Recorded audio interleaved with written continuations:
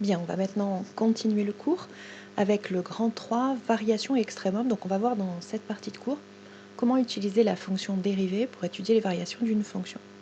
Donc on va commencer par trouver le lien entre le signe d'une fonction dérivée et le sens de variation d'une fonction, avec un exemple que j'ai rajouté dans le cours. Donc vous pouvez écrire exemple, une petite étoile, et puis aller le mettre à la fin, vous organisez comme vous voulez. Donc l'exemple, ça va être l'étude de cette fonction polynôme du second degré 2x carré moins 12x plus 22. Première partie, on sait que c'est une fonction polynôme, donc on sait par propriété qu'elle est dérivable sur R. Je vous demande dans un premier temps de calculer la dérivée. Tout au long de l'exemple, vous mettez la vidéo en pause, vous cherchez et ensuite vous regardez la correction.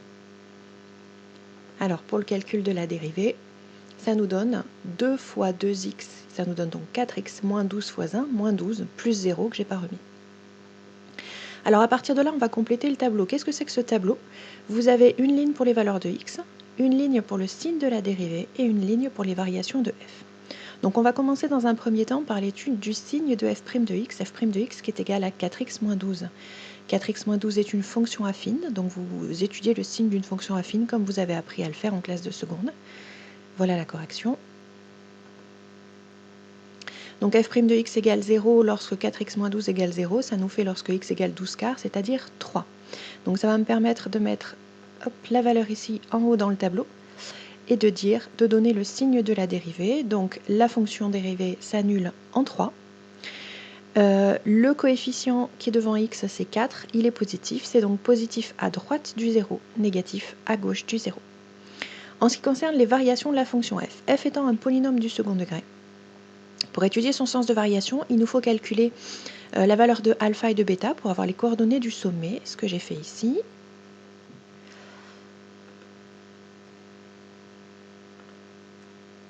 Alpha, c'est moins 12 sur 2 fois 2, ça fait 3.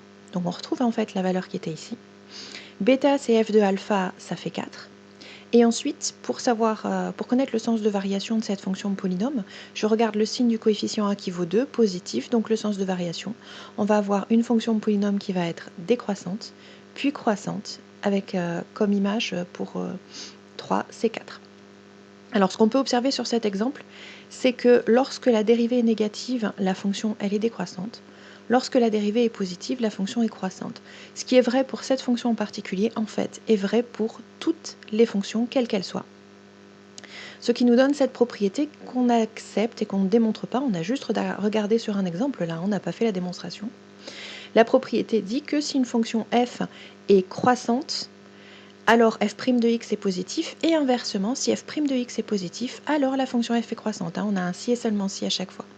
Même chose, f est décroissante si et seulement si sa dérivée est négative, et f est constante si et seulement si sa dérivée est nulle sur tout l'intervalle. En conséquence, comment on va l'utiliser pour faire l'étude du sens de variation d'une fonction? Eh bien, pour étudier les variations d'une fonction quelconque, on procède toujours à l'étude du signe de sa fonction dérivée. Donc on va travailler sur l'exemple qui est ici.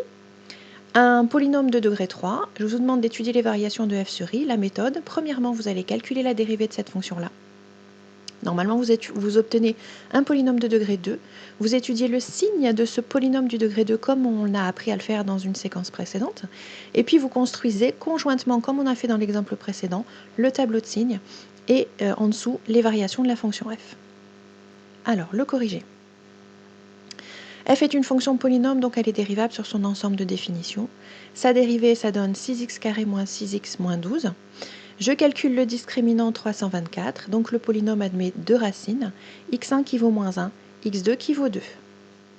Ce qui me permet ensuite, en étudiant le signe du coefficient de x carré positif, de dire que le polynôme est positif à l'extérieur de ses racines, c'est-à-dire après 2 et avant moins 1, ce qui me donne ce tableau de signes-là. En utilisant la propriété précédente, vous allez obtenir le sens de variation, croissante quand la dérivée est positive, décroissante quand la dérivée est négative. Dernière étape obligatoire, vous devez calculer chacune des images ici qui sont aux extrémités des flèches, ce que j'ai fait en dessous. Ensuite, on va parler d'extrémum d'une fonction. Je vous ai redonné les définitions de ce que sont le maximum, le minimum d'une fonction et ce qu'on appelle un extrémum, c'est-à-dire le terme générique pour maximum ou minimum. Et ce que c'est qu'un extrémum local? Comme son nom l'indique, c'est sur uniquement une partie de l'ensemble de définitions. Alors la propriété importante, soit A un réel de l'intervalle I qui n'est pas une borne de I.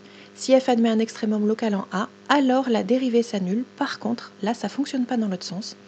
Il faut que la fonction dérivée s'annule en A en changeant de signe pour être sûr qu'on a un extrémum local en A, c'est-à-dire un maximum ou un minimum local. Dans l'exemple précédent, f, je reviens sur le tableau, avait ici un maximum local qui vaut 13 en moins 1 parce que la dérivée s'annule en changeant de signe, elle est d'abord positive puis négative. Et en 2, on a un minimum de moins 14 local parce que la dérivée est d'abord négative, s'annule, puis positive. Je termine par une remarque, c'est un contre-exemple en fait. Si la fonction dérivée s'annule sans changer de signe, alors f n'a pas d'extrémum en cette valeur. Je vous ai pris comme exemple la fonction cube que j'ai dessinée ici à côté. Sa fonction dérivée, c'est x carré, qui s'annule bien en 0, mais elle ne change pas de signe, puisque f' de x est toujours positif ou nul, c'est x carré. Donc la fonction cube n'admet pas d'extrémum en 0. Je vous ai construit le tableau de signes de x carré, positif, nul, positif, pas de changement de signe, on n'a pas d'extrémum. Ce type de point mathématique, ça s'appelle un point selle, comme une selle de cheval en fait, et ça peut être très intéressant à étudier dans certains cas en fonction de ce que représente la fonction. Pour vendredi, pas pour jeudi, pour vendredi, vous allez chercher les exercices 27 et 30, page 162, qui sont à l'identique de ce qu'on a fait juste avant, des études de fonctions de polynômes. Je vous demande de bien soigner la rédaction de ces exercices. Vous avez l'exemple là sur le cours qu'on vient de faire ensemble. Jeudi, donc demain, on fait une classe virtuelle. On va travailler ensemble sur la fonction valeur absolue.